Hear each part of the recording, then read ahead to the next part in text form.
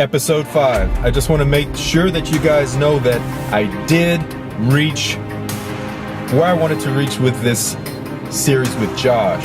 But before we get to that, the 8th episode, I want you to see episode 5. We changed it up from the first 4 episodes. We got hella strong in 4 weeks training for power, and then at the same time we cross disciplines, as Josh likes to say, between powerlifting and the hypertrophy range, and got more or less the best of both worlds.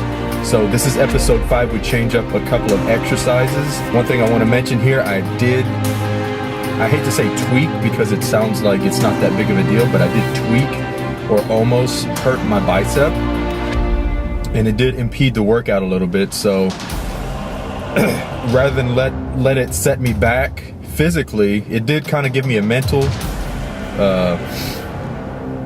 hiccup, but we got around it, and here's how we got around it. So check it out, let me know what you think, and I'll be coming at you with some more vlog style real world stuff, so stay tuned, get some good info from here, and do the damn thing. See ya.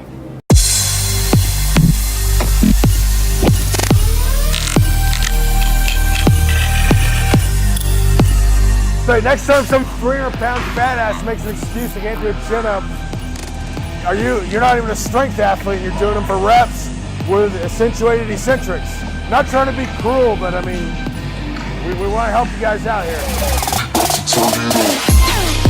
1, 2, 3, 4, 5. 1, 2, 3, 4, 5. Go. 1, 2, 3, 4. This is Texas. We might as well be on a truck when we're going to talk about the workout. So, what do you think? I'm down. All right, cool. Okay, we're going to do a little different workout today. So we've seen what we've done so far. We're going to build off it. A couple of the exercises will be the same, but it's mostly going to be, I guess the only one that's exactly the same is going to be the chin-up. We're going to start off today with close grip with bands here, and I think Nick's going to be surprised at how strong he's gotten. Even though the purpose of this is to get bigger, being stronger is a fun byproduct. So as you've seen, the workout's evolved. So what we did for the past 4 weeks, you've already seen. So if you hadn't seen it, you need to go back and see it, because it'd be kind of a waste of your time to sit here and go over it again for the 5th time. So what we did today is we started off with a close grip bench press with resistance bands. Those resistance bands added 80 pounds of resistance at the top. So when Nick was benching with a close grip 235, it was really 315 at the top. So we got to remember, he was talking about when he first started, he was doing sets of 225. So his strength is exponentially increased. Come on. Boom! Oh yeah. All day. Again, come on. Yep. Good job. We follow that up with weighted chin-ups. So any kind of chin-up with a supinated grip is one of the most underrated bicep movements there is. I mean, because everybody will, throw everything they got in the kitchen sink into doing a cheat curl like it's, a fixed movement. But somehow, a chin-up is almost like in some ways a better version of a cheat curl, except there's less risk of any kind of injury or anything. So we did that as heavy as we could for three reps. It's 70 pounds, plus you're weighing 230. About 235. 235. So he's lifting 305 pounds on a chin-up with a 5-second eccentric. Okay. On the chin-ups, we went extremely heavy, 70 pounds over his body weight, and we did it with a 5-second negative. So even though it's only 3 reps, that's 15 seconds of just eccentric tension alone, let alone takes over a second to go up. So it's not a lot of reps, but it put a ton of tension on those muscles. And like we talked about before many times, to holistically develop a muscle, you're going to have to train in a wide variety of rep ranges. If not, you're leaving something on the table. So that was kind of our baseline strength. So the theme of this workout, quote unquote, was more giant sets, but in the process, we're not going to bastardize the strength. We're going to keep that barometer and keep pushing that up. So then when we got in the meat of the workout, the giant sets, we started off with one for for the back arms, or as you lab rats like to call it, the triceps. 5 reps, here we go. YOLO, motherfucker. Come on. Here we go. Come on, biggins. All day. Come on, Nick. Go. Boom. Yeah. Yep. You can do it. 2 more. Come on. Let's go. Come on. You got this. Go. Finish it. Come on. Let's go. Don't quit. Come on. Go. Go. Go. Go.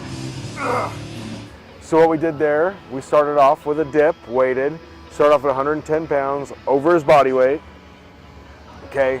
We followed that up with what would be called a rope French press, but we did it a little bit differently. We go a half rep, and then he comes back down and then does a full rep. So what that does is that stretches the long head of the tricep. And a muscle stretch like that is a muscle under tension. So we blasted it super heavy with the dip. We went fairly heavy, so it's 8 reps. Then there's a half rep included on the rope French press, so that's about equivalent of 12 reps, so 5, 12. We went 40. So what I got this from is one of my mentors, Dr. Fred Hatfield. He's the ABC system of bodybuilding, and he invented these giant sets, and a lot of people have since copied them and put like their own kind of name on it, but this was the giant sets he kind of goes. So you go a super heavy extreme movement, can even include like eccentric overloads and whatnot, to a traditional moderate hypertrophy road. Then you go a really ultra high rep, like 40 rep set like we did there. So we ended up with the tricep extensions for 40 reps. You want to keep those. We're not doing those with a specific tempo, just a nice rhythmic pace, not super explosive, not balls to the wall slow, or that's not the right term, like snail's pace slow, okay? So then we went to the quote unquote elbow flexors, AKA what everybody calls their biceps. So with that, what we did is we started off with a 1-arm eccentric barbell curl. Biceps are composed of a large amount of fast twitch muscle fiber. The fast twitch responds very well to eccentric overloads. So the way we overloaded it is we did more than Nick could lift with 1 arm, and he's going to lower it himself with 8 arms, and 8 seconds, and I spot him back up.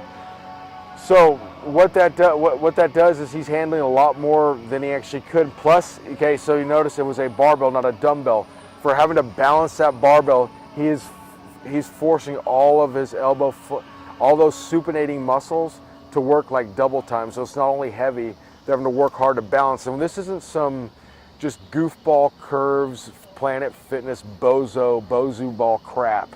This is actual legitimate like balance, but heavy ass weight that you couldn't even lift for 1 positive rep. Next, we moved on to incline hammer curls. So the incline, that's going to really hit the brachialis, which is going to make your bicep peak look bigger, and we get that good stretch right there. And then we followed it up with 40 reps of bicep curls, again at a rhythmic pace. We were going to go with the close grip first, followed by the very wide grip, followed by the regular grip. His bicep was acting up a little bit, so we're not trying to be stupid here. All progress is non-existent if we hurt, so we had to live to fight another day. So what we did, instead of cry alligator killers, pitch a tent and go home, we just did some occlusion training and finished off that way. So he's gonna go home, get better. We dodged the bullet, and we'll be ready to kick ass next week. Yes. So we're training at Metroflex Arlington, home of Branch Warren, and of course, I like to think, the saying, "What would Jesus do?" And here, as you're working out, it's like, what would Branch do? And I'm thinking, would Branch quit on this workout if he was tweaked a little? Well, see, the thing is, you didn't quit. That's why you have me here. I'm the coach, and I have to make the call. So, okay, for success in the gym, you can't be a pussy. You can't be a pacifist. You got to be a powerhouse. But you can't be a powerhouse if you're hurt all the time. So he wanted to keep going, and I really appreciate the testicular fortitude, and I apologize for all these sort of phrases that are making it sound kind of weird, but it is what it is. So anyways, we had to walk that line. You got to walk the line between, so most people are walking the line towards, oh, I'm hurt, I'm not going to do anything, and they're probably taking it too easy on themselves. But he had the heart of a champion, wanted to keep going, and that's why I had to make the call because, I mean, if we would have kept going, we would have had to lower the weight anyways, and how productive would that have been? Got some occlusion training done, got a good pump out of it, and he'll be ready to go next week. So it doesn't even hurt right now? It's just tight. It's just tight, but at the end of that movement, I was like, whoa.